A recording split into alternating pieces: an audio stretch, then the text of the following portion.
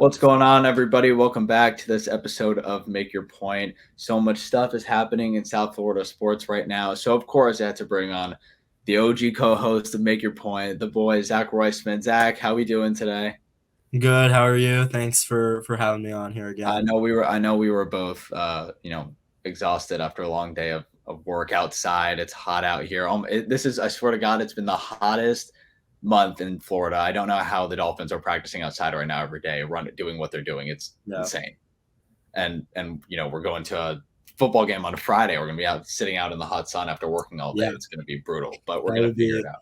I mean, at least it'll be, nice and cool by the time the game starts, but Hopefully. tailgate is gonna definitely need some sunscreen.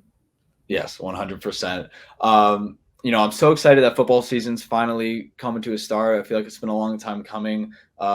Free agency Yeah. the past couple seasons have just been absolutely insane and making me feel ready for the NFL season the second it's Mhm. over. Oh, Um, you know, I, absolutely. I, I was just in Canton for the NFL Hall of Fame induction, Yeah. seeing Zach Thomas, legendary Dolphin, get in the Hall of Fame. And that was so cool. Got to meet so many amazing people and former Dolphins too that were there. His teammates that were in support of him. Um, you Can I know, ask actually what does your shirt say? It looks really it's yeah. It says oh, it says Zach I happen to Thomas be for wearing the the Hall exact of same Fame. thing. Zach Thomas That's to the Hall of crazy. Of Fame. Yeah, had to get a shirt. I got a hat too. course. Had to have to support him. He gave such a good speech. It was unbelievable. And it was such a cool event. The NFL Hall of Fame itself, the actual museum, was so cool to walk through. I thought nothing could ruin the weekend until my plane ride home. Did I tell you Mhm. about my plane ride? I'm gonna tell the story real quick. This is really like podcasting, okay? And I know how much you love my stories, but this is all this happens. So we go to the airport, everything's perfect. We get there in time, right, for the first flight. We were supposed to land around noon. We get to the airport early, and our flight's supposed to leave at 9. And we get to the gate, and who's on our flight? All these former Dolphins: Channing Crowder, Dwight Stevenson, Hall of Famer, OJ McDuffie. It was so cool just being around all these guys. A couple local South Florida radio hosts as well. Paul Castranovo, Joe Rose. Got to talk to them about some broadcasting stuff. Really cool. We get on the plane. Everything's going great. We're about to take off. We're probably going 100 miles an hour down the runway. We're about to lift off, and they just hit the brakes, and we just keep going all the way down the runway. Next thing Mhm. we know, captain comes on and says something's wrong with the plane. We pull over to the side. We're on the side of the runway for an hour. We pull back to the gate. They're trying to figure out what's wrong. They Mhm. say there's a problem with the plane. We know what it is, but we can't fix it, so we have to get off. And that took another hour. We had to wait. They had to get another plane from the hangar. All of these athletes are being bombarded with photos and Yep. shaking hands from the airport. It was hysterical. You could tell everyone was just so upset they wanted to sit down. Next, we get back on the plane, and this new plane. We fly back home, and before we land in South Florida, the captain comes on and says, "There's a thunderstorm in the area. We can't land." So we're circling in the air for an hour, and all of Yeah, these that happened to my athletes. sister recently. It was the I've never experienced that before, and it was funny because when we get off the flight, you think like, "Oh, thank God there couldn't be anything else." Paul Castronovo, who's a radio host, and Channing Crowder, a Dolphin and Gator legend, they accidentally took each other's bags. So Paul Castronovo is running around the airport yelling, like, "Where's my bag?" Channing has it. They're trying to call Channing Crowder, and if you go and listen to Channing on the radio on 560, he told the story of the bag switch, and his phone was dead. He already left. He was with his wife in the car. They were driving away, and it was really funny. But such a good weekend. I want to tell a story. I like the story. It's funny. I'm gonna remember That that was a plane ride great story. for a long time. I know you liked it. A lot of fun. I loved it. But Yeah. now that we're on the topic of the Dolphins, Zach Thomas, obviously Hall of Famer now. Another Hall of Famer this weekend, Dwayne Wade, going into the NBA Hall of Fame. Super excited for that one. So deserving. And had such an amazing career, and it's going to be really cool. He's already gotten so much support online, and we're going to see everyone there in person too at NBA Hall of Fame weekend and the enshrinement. So that's going to be really cool. Speaking of the Miami Heat, I feel like the NBA season is still happening because the Dame trade has still not been finalized, right? It ended so long ago. The Heat, Right. obviously, with a historic run to the NBA Finals as an 8 seed, they fall short. And literally a week later, Damian Lillard's like, "I want to come to Right. Miami." At least it felt like a week later. And so now I think we've reached into like the 40-day mark of Been a while. Dame saying that he wanted to go. Yeah. It's been over a month, and the trade has still not happened. And people online continue to speculate. Reports come out every other day saying the Blazers aren't really invested. The Heat are lowballing them because they know no other team is gonna Right. offer for Dame because Dame refuses to play for anyone else. Mm. And I say refuses with a grain of salt. He specifically asked for the Miami Heat. You feel like there's a debt owed to Dame to send him where he wants to go to compete for a championship. And I feel like the Blazers will honor that request, but it's a matter of when that will happen. So I want to ask you, to kind of kick things off with actual sports talk. What do you think it's going to have to take for Dame to finally get traded to Miami? And do you have a timeline potentially on when you think it could happen? Honestly, with every day, I'm losing confidence that it's going to happen. Uh, in all honesty, you mentioned that there's a degree of debt owed to Dame by the Blazers, but that assumes a degree of respect that the organization would have for Damian Lillard, which honestly, I haven't seen from them. If they really did respect Dame the way that they should, I think that honestly, he probably wouldn't need to get traded or want to be traded in the first place. Um, Right. so now that it's been this long, it's easy to say, well, he wants to leave. That's been confirmed. Where does he want to go? That's also been confirmed. The only part of this that hasn't connected is the Blazers willing to come to terms with how little they're going to get for him, Right. which I think so. It's fully based on it's not what can the Heat give because there's nothing that the Heat, in my opinion, there is nothing that the Heat can give that will be worth Damian Lillard. But that's what happens when you keep a star so long and fail to build around him. You're Right. going to get Right. less from him. Right. Yeah, and I think it's literally an NBA an Aaron Rodgers situation Yeah, in the NBA, right? Like Aaron Rodgers has an MVP year, wins the MVP award, and leads the league in every stat, right? And then they draft his replacement, and Aaron Rodgers, being the quarterback that he is, the Green Bay Packer lifer everyone thought he would be, held out for a couple more years until he felt like the communication wasn't there, the respect was lost, and now he's moved on and look at where he is. He's in New York and right. he's happy. And the Jets have a really good roster now, and they look like that looks like another team that Looks can like they succeed. look And like Dame Lillard, contenders potentially. Dame Lillard wants the exact same thing, except this Right. time they pretty much announced they were rebuilding a few years ago after they traded his partner CJ McCollum to the Pelicans, and Mm, that was 3 years ago. And now in this time, they've been very vocal about the fact that they're rebuilding. They haven't gotten him any pieces or gotten any good draft picks that they can use to spend on someone to help him or trade up or get a vet. And instead, they go and they draft Scoot Henderson, his replacement. And the yeah. past 2 years before Scoot, they drafted two guards as well, Shaden Sharp and Anthony Simons. So, Right. they're literally stacking up in that department. And that's why it's so tricky for the Heat now with this trade, because all of the value I feel like in a Heat trade is in the guard position, right? So we have Right. Kyle Lowry, who's a vet. He probably, if he goes to the Blazers, would play a pretty good role, but it's the contract you're worried about. Then you have Right. Tyler Hero, who is a really good player. Again, the contract's pretty big, but he's probably the main piece in a Dame trade. But the Blazers wouldn't even get him because of the contract. He'd be sent off to a Right. third or fourth team. And Yeah. that's where the trouble comes in. It's like, I don't even know the trade package that's going to be sent for Dame to make it happen faster, Right. because no other team is really in the picture. So like you don't have conflicting reports. It's pretty much like the Blazers aren't interested right now. They're not taking conversation seriously. The Heat don't want to give in yet, and Dame is still insistent on going to the Heat, and that's not changing anytime soon. Right. So you have all these pieces trying to work together and figure out what's going on. And I don't want to say it's annoying waiting, but because the NBA season is still far away, but training camp is actually coming up a lot sooner than people think after this whole FIBA World Cup. The training camp pretty much starts right after that, maybe a couple week break in between there, but players are going to be reporting soon. And I don't know how healthy it is for the Blazers to have Dame walk into training camp. I don't even know if he does, with him still on that roster, Right. feeling resentful about the organization. Oh, absolutely. I mean, I don't think anyone really is seeing a future for Damian Lillard in Portland at this point. I think it's more of, is Portland ready to give him up? And I think they should have been ready a long time ago. But of course, Right. it's easier said than done when you've got someone at that caliber. It's not that easy to just let go for virtually nothing. So the big debate I've seen online in this trade, obviously, we're talking about the pieces that the Heat would give. You're going to have to include multiple first round picks, second round picks, pick swaps, all that. Right. You're going to have to get a third and fourth team involved. But the main piece of the conversation I've seen in the trade, Hero aside, he's the main piece of the trade. But the debate is either do you trade Jokic or Jaquez or Caleb Martin?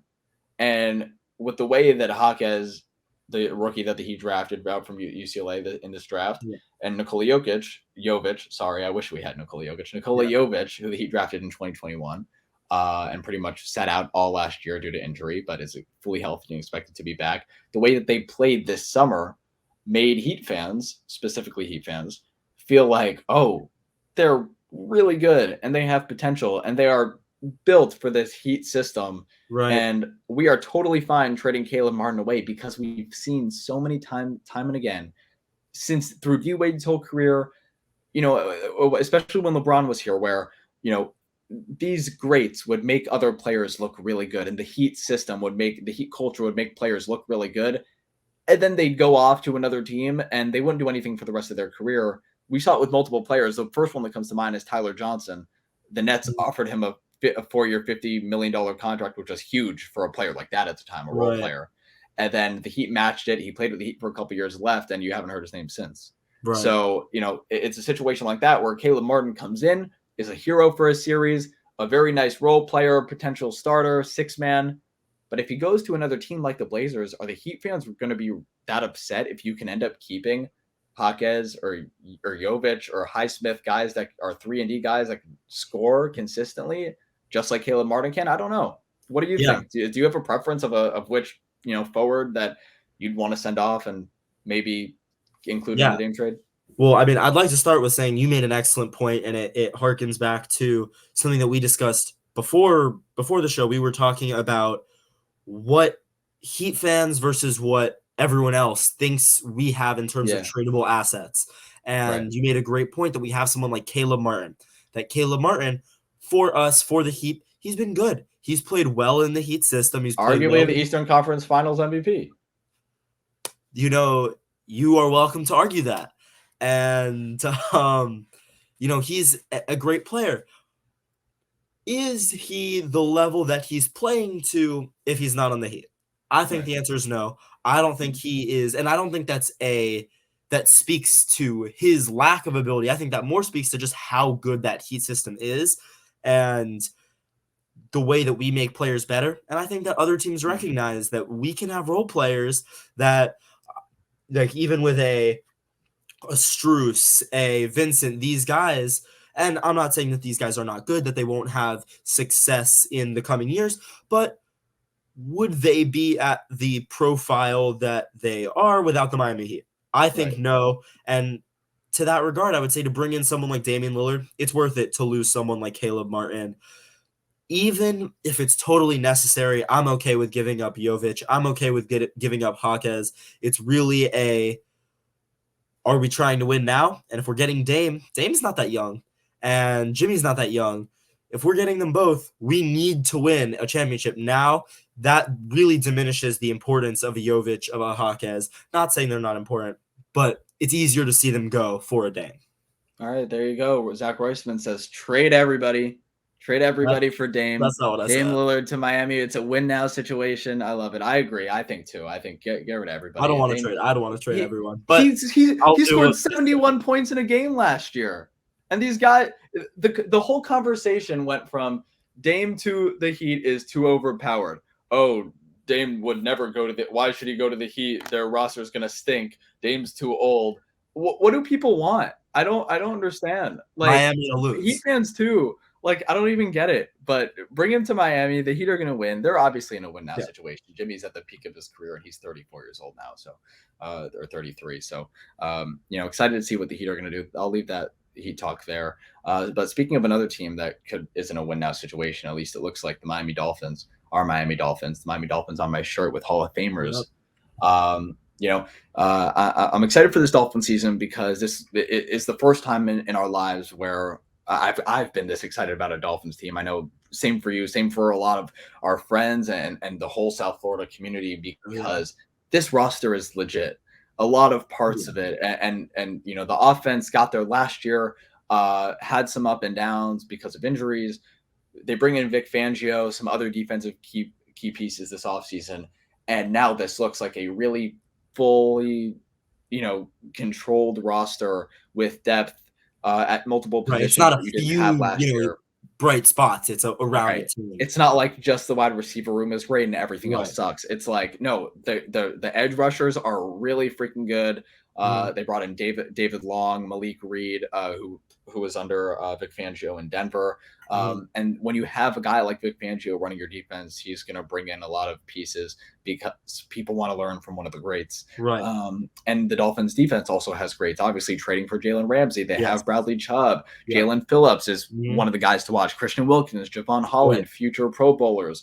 No doubt I in would my say we mind. have a pretty stacked defense, especially considering the Yes. age of our players. Yes. They're young. They're young and 100%. It is a future. They are the future. And Kader Ko, who last year obviously had a great year, yeah. undrafted cornerback, and he's looking at like he's going to start this year as well Van next to Ginkel, Jalen and one of the best Xavier Howard. haircuts in the league.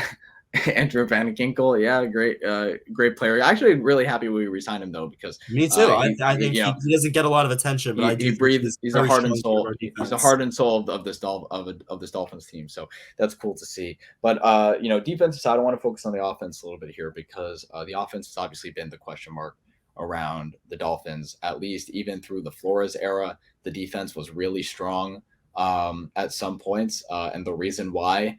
That pulled the Dolphins back into some seasons when it felt like the season was over after the Right. first 10 weeks, Mhm. or even less than that.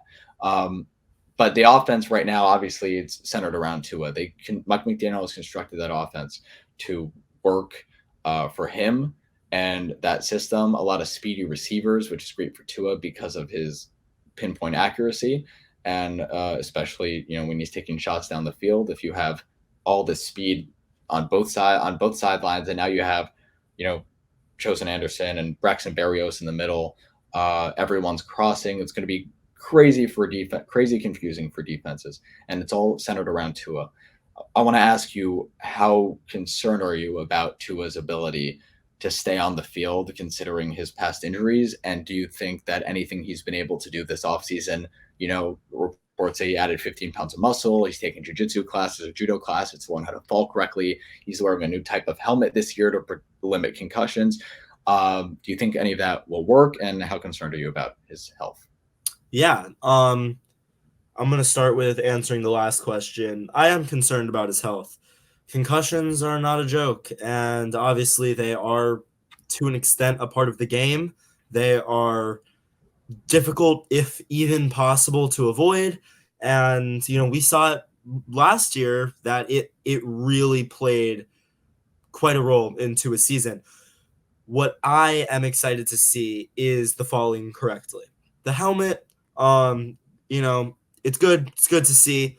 But what really stuck out last year, what set Tua apart to me from other quarterbacks that get hit as much, because it's not like the Dolphins have, a terrible offensive line and Tua's just getting absolutely crushed every single play. But it's even some of the more routine hits that he's getting hit, and the way that he's a big guy. You mentioned he added 15 pounds of muscle. He's a big guy. When he falls, that's a He's lot of ripped weight now. falling. He's ripped. He's ripped now, and he looks A big great guy. from a football standpoint. He looks like he's gonna be able to stay back there. You Yeah. bring up a good point about the offensive line, though. We'll take a hit. Well, absolutely. I think he's going to be able to take a hit better. That's going to be super important.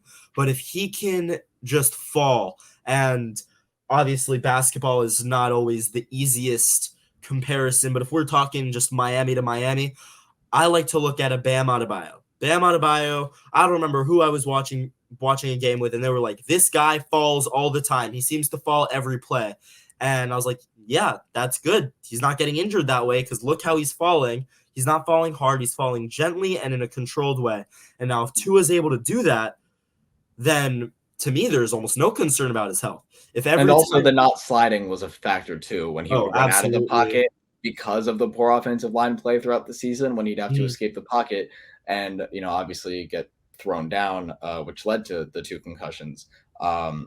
He's not taking those slides. He is going full force into the defender and trying to get as many yards as he can. And you love the heart, but at a certain point, you want to be like, dude, get out of please bounds. stop. Get out of bounds or throw the ball away. Like, I don't care. Lose it down. Not worth it. Like, we want you the rest of the 2 words season. or 2 yards, are not worth, 2 games out in concussion protocol or however long it ends up being. And so absolutely, I am excited to see what it holds. I also, by the way, think that the Miami Dolphins have an extremely talented quarterback room. So even I know you're a big Mike White fan. I know that's you're what I was getting to. A Broward County boy, yeah. Mike White is from here. He's from down the road from where we're filming this. So I like Mike White. I liked what he did in New York. I like I like the potential that I see in him for Miami. I see him as a really solid backup for Tua.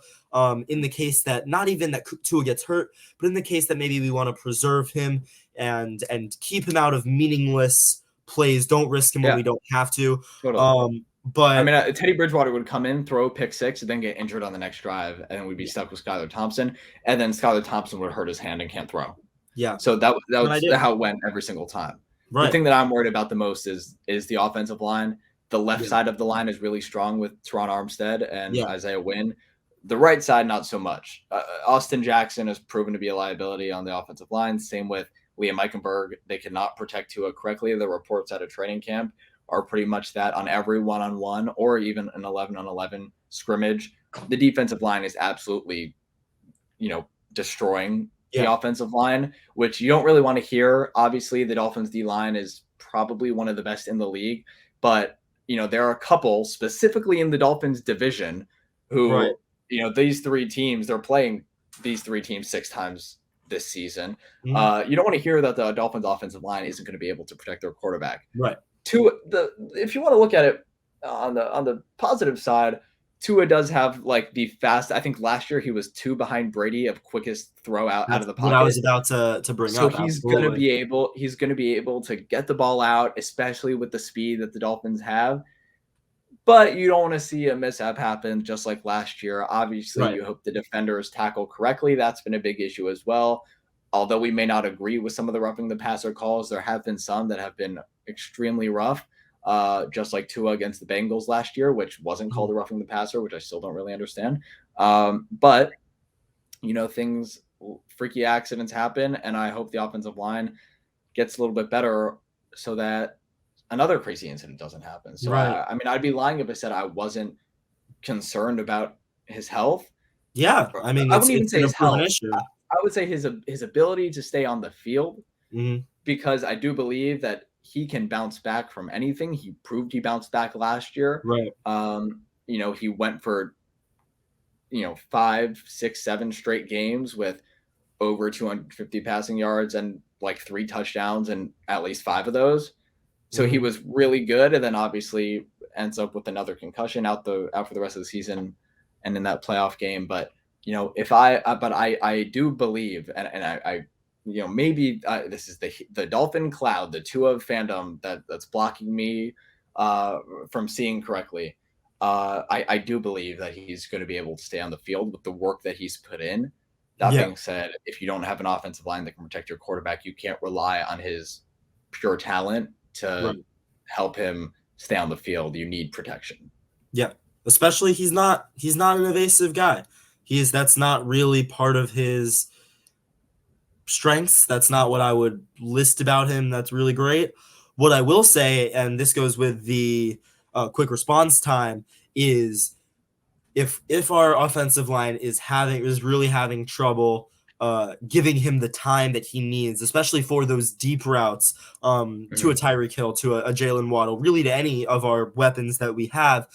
When a quarterback has an arsenal like he has and a coach like Mike McDaniel, I do believe that there will be plays drawn up where Tua doesn't have to think. Because one of the biggest patterns is, how is he on his second read? How is he on his third read?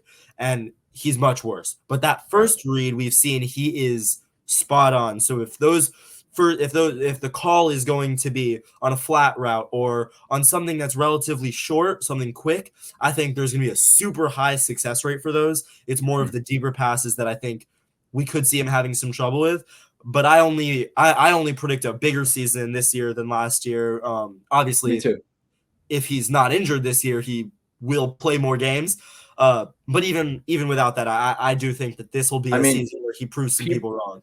People thought it was I still don't really think people understand the type of season he was having last year when he was on the field, because he, even with the first 3 games he missed, half of that Bengals game, and then I think it was the Patriots, Jets, Vikings, something like that. Maybe no Patriots, just Jets, Vikings. When he missed those 2.5, 3 games, he was, even after that, when he went on that long stretch of really good games before the Packers concussion, people were looking at him as an MVP candidate with those 3 missed games because of how good he was playing. At that point, I think he had maybe 1 or 2 picks. He was leading in passer rating. He was doing everything correctly. And even now with, at the end of the season with 5.5, 6 missed games, he had better stats than Trevor Lawrence, Aaron Rodgers, Brady, Dak, Derek Carr, Kirk Cousins, all these guys.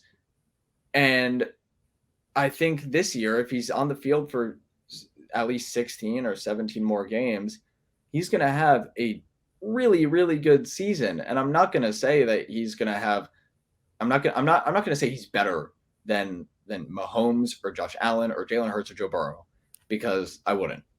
But do I think he can have the type of statistical season that he had last year, if not better, if he stays throughout the whole season and have a Mahomes stats like season? 100%. And he has the weapons to do that now. The only thing is that he needs to stay on the field and hope that the offensive line does the right work to keep him healthy.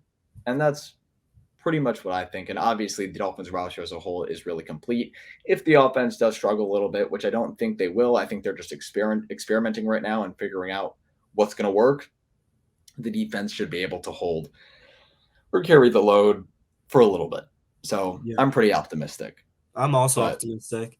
I think in the next few years, we've got a super team incoming. Yeah, me too. I'm really excited. And who knows, if Kader Kohou's really the guy, then, I don't even think I wouldn't rush Jalen Ramsey back at all either. Right. That's another guy. You don't want him injured too. And no. Well, he's no good to us if he comes back too early. If he comes back and he re-aggravates his injury, it's a problem. Injury is nothing to play with. Yeah, I mean, I could go on and on about the Dolphins' offense and defense and Tua all day. That'll be saved for our just you and me. We don't need a camera. Yeah, we just talk for a few hours. Exactly. I know we could stay on the phone for hours to talk about that. But before we go here, continuing on with football season, one of my favorite parts of football season and life, honestly, is fantasy football. It's a part of the game. It is a game, but it's also a part of the game of football that gets fans and people really invested in the sport, and adds kind of another level of fun to it, for your friends, to have a little community with. And I absolutely love it. And that's why I'm in multiple leagues with, all of you guys, my hometown friends, people that I've known my whole life, with my family, with my new friends from school. And it's a great way to just have fun and talk about the season and learn about players and each other's rosters and even your own favorite teams.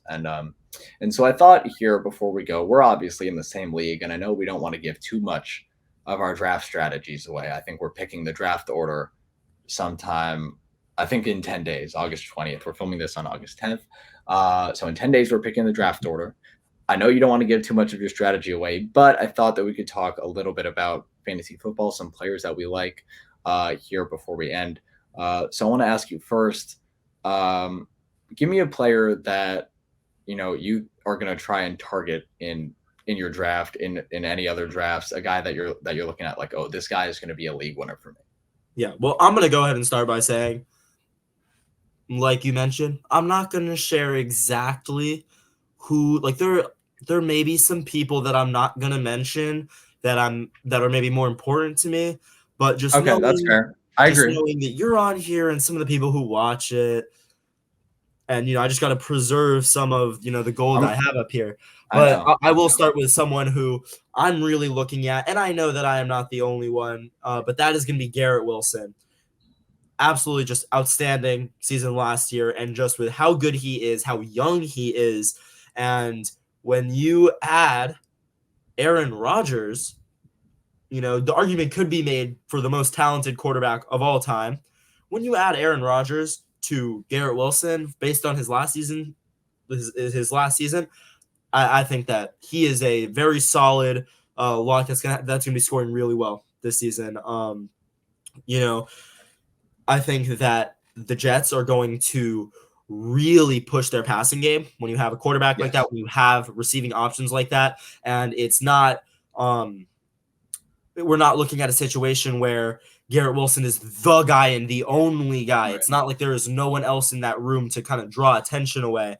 I think that he's someone that's got a good balance, and now having a new, I don't even want to just say a new quarterback, but an Aaron Rodgers level quarterback, that's nothing to ignore. And Aaron Rodgers level quarterback, that is Aaron Rodgers. Right, an Aaron Rodgers level quarterback who is Aaron Rodgers. I think it's too much for me to ignore. I get what you're saying. Yeah, I think Aaron Rodgers personally, I think he has been consistently undervalued in the past few seasons in fantasy, and even this season. I think that a lot of people don't want him, and I think that I think that he is worth more than people are giving him credit for, and Garrett Wilson by extension. There you go. Well, we'll get who's your target? We'll get into some sleepers in a little bit, but I like that Garrett Wilson pick. Yeah. I personally avoid drafting Jets because it's just a rule that I have. I don't draft. Yeah, Jets. You don't want to. You can't root against yourself. No, I can't. Right. So it's just a rule that I have. But I do love that. We saw what Aaron Rodgers did with Devontae Adams in Green Bay when he had a number one wide receiver. So Devontae Adams obviously in that period became the best wide receiver in the NFL, and Garrett Wilson is another prototype like that, a guy that can eventually be a Pro Bowler and just a great player. And he finished as a top 10 wide receiver in fantasy last year as well, so or borderline. Yep. So I totally get it. My guy I'm targeting in drafts, and again, there's some other guys I want. I'm not going to give my whole list away, but this guy is someone I'm genuinely thinking about in every draft and making sure I'm in a position to get him. Calvin Ridley. With the Jags, and I know that could even be argued as a sleeper because he literally did not play. I would argue it for the last year. He hasn't played for the last year and a half. I'll admit I'm sleeping on him. But the videos that I've seen, the shape that he's in, he is so ready to come back and play football. And we saw what he did with Matt Ryan. When he was in Atlanta and he was playing at a high level, and Matt Ryan was still playing at a high level. And he was really good. And he was so good that he essentially kicked Julio Jones out of Atlanta, an Atlanta Falcons legend, out of Atlanta because of how good he was. And they drafted Drake London to put side by side to him. And if Calvin Ridley would have stayed there, that arguably could have been one of the most explosive passing offenses in the league. Didn't turn out that way. He gets traded to Jacksonville, sits out a whole season. But I think that with Doug Peterson as a guy who's the head coach, probably running the offense, Trevor Lawrence is a good quarterback. People love him. I think he's really good. People love him. He's so talented. Me too. I think he's incredibly talented, but people are like, whoa, this guy's already top 5. I wouldn't put him there yet, but he's still really, really good. And I do think in this passing offense, he's going to be able to find Calvin Ridley. Calvin Ridley was a top 10 receiver multiple times. And I feel like this year, if he's falling to the 5th, 6th, 7th, maybe even later rounds, that's a guy I'm snatching up because he has the potential to be a guy who can end up as a wide receiver, a top 10 wide receiver in fantasy. So, and in the game. Yeah, I'm just gonna leave that at that. Next, before we get to our sleepers, because I feel like that's always an interesting conversation to have. I want to talk about people that they were completely avoiding in drafts. Since you started first, I'll go. And this is a fast one because I feel like the reasoning behind it is fairly simple, and you kind of already alluded to it before. I'm actually going with Breece Hall, the Jets' supposed starting running back. Yeah, had a great start to his rookie season last year. Took the starting job away from Michael Carter II, who the Jets drafted the year before at running back, and ends up tearing his ACL. He apparently is supposed to be good by week 1, maybe a little after that, but he's going to play this year, and he is an incredibly talented running back. I'm sure that with current technology, His speed is going to stay the exact same, and he probably won't lose a step. But if they do sign Dalvin Cook, I'm just saying, and they have Michael Carter there, I don't know if Brees Hall is going to be the same value that he Right. was last year when he was healthy.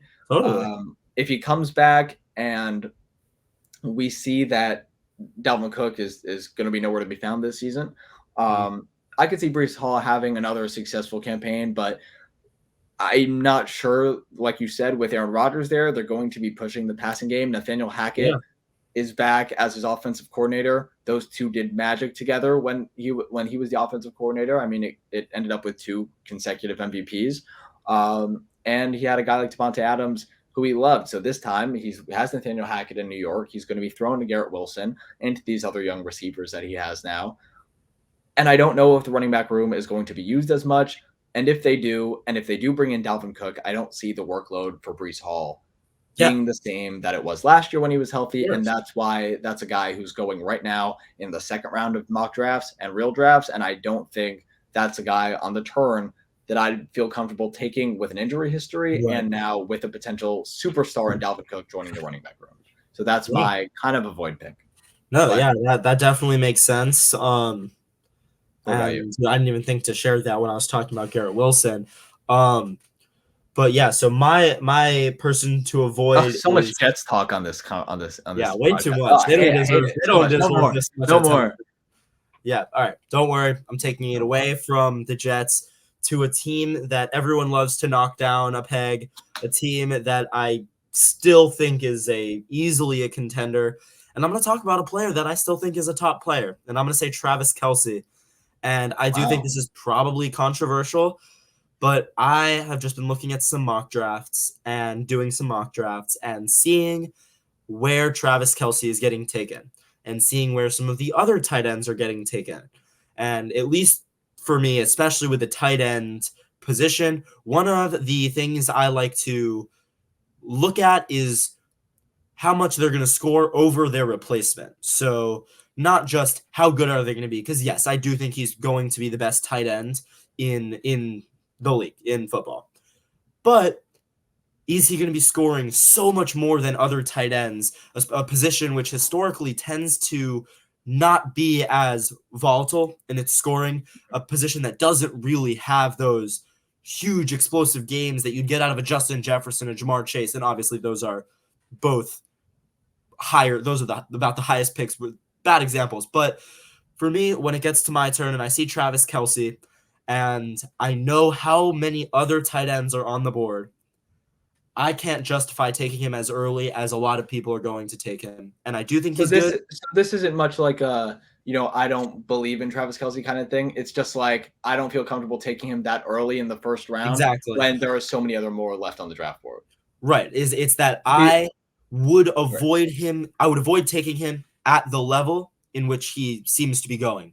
Right. At the time in the draft. I mean, I don't disagree with you, but I would respectfully say that he's so freaking good that you can make an argument for him as 1.01. Like you could make an argument for him that he's the number 1 draft pick in fantasy. He was over 100 points better than the next tight end. I don't think it's going to be that big of a gap this year. I think Mark Andrews is going to be really good in Baltimore again. Obviously, Lamar's had a couple up and down years, but he has some wide receiver weapons now, and I think that's going to open up a lot of room for Mark Andrews.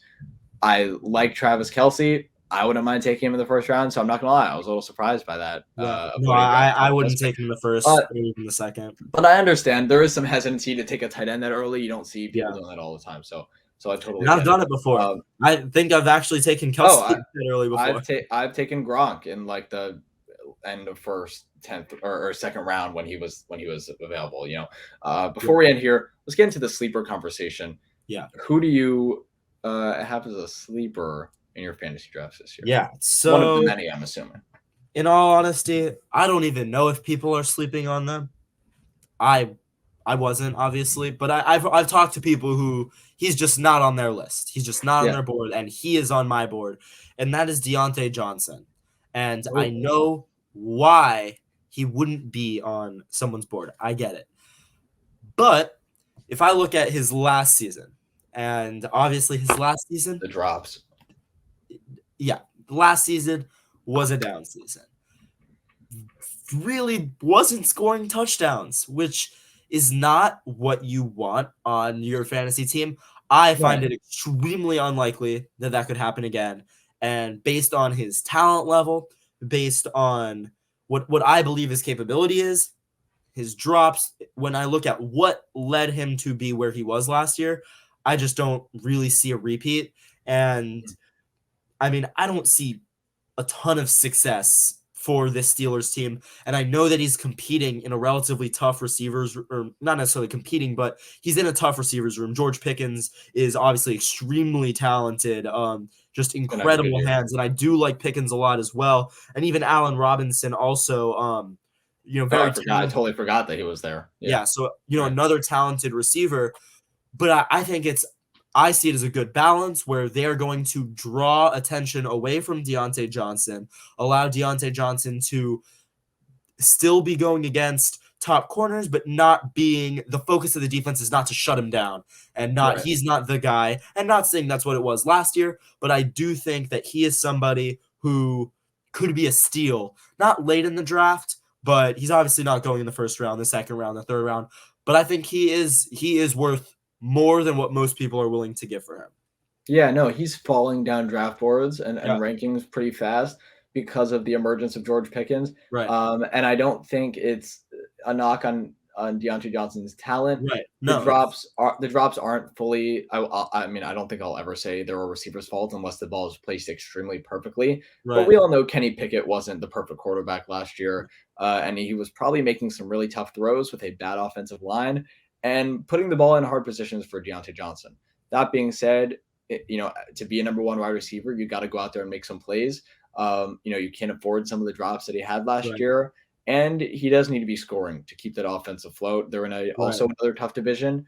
The Ravens expected to be good again. Lamar got his contract and has weapons now. Deshaun Watson is going to have a full training camp and full season under his belt, and Totally. obviously the Bengals are going to be the Bengals that we expect them to be. Yeah, So the Steelers need Kenny Pickett to step up to the plate, and he needs yeah, to have that guy. And right now, reports that George Pickens is looking like that he has a really good connection with Kenny yeah, Pickett, but the talent on Deontay Johnson, I'm assuming will say otherwise, and hopefully he yeah, can eventually get the reps he deserves. I yeah, think people are undervaluing him a little bit as well, but I wouldn't say too much to the point where, I'd be looking at like that's crazy. right, So I would say he's definitely a sleeper because he's a guy who you're drafting really late because he's falling and then could right. eventually maybe even skyrocket up the rankings as the season progresses. So with my sleeper pick, I kind of got two here because they go together. It's the Washington Commanders running back room. It's Brian Mhm. Robinson Jr. and Antonio Gibson. The Okay. reason I think these two guys And can be really both of good. them, you think they'll be like both successful, not at the expense of one another? Well, they're being drafted right now pretty much Yeah. at the same spot. Mhm. In pretty much every ranking, they're together because no one knows how they're going to be used. And it Right. was a similar thing last year too. Brian Robinson in his first year obviously was out with an injury. He was shot and was Yeah. out for a part of the season. Ended up coming back and playing so well, Yeah. and had a really good back half of the season. And Antonio Gibson was getting a lot of work, and he pretty much got all of the receiving work. Now that Eric Bieniemy, the famed offensive coordinator for the Kansas City Chiefs, long-term offensive coordinator for the Kansas City Chiefs, that's resulted in two Super Bowls and Patrick Mahomes, and that offense left to kind of have a new challenge in Washington. And the way that he's worked his running backs, I mean, we've seen it over the course of his tenure in KC. Last year, Isaiah Pacheco was the power back. He was getting all of the running work. Jerick McKinnon got no running, and he would literally have some games with 5 catches for 160 yards and 2 touchdowns. Mhm. And if there is a situation like that in the NFL that I could see another thing like that happening, it's with Eric Bieniemy with the Washington Commanders with Brian Robinson and with Antonio Gibson. People forget Antonio Gibson was a wide receiver at college at Memphis, and he has said that he wants to be able to play the game a lot freer and be out there some more. And I do believe that with the right weapons around him, Sam Howell will be able to have a successful offense this year at quarterback with the Commanders. And Eric Bieniemy is going to do his thing, I feel like. And at least I don't know how the passing game is going to work out. I feel like Sam Howell can do a little bit. Maybe that's a sleeper QB if your starting quarterback gets hurt. Maybe he's a low-end QB too.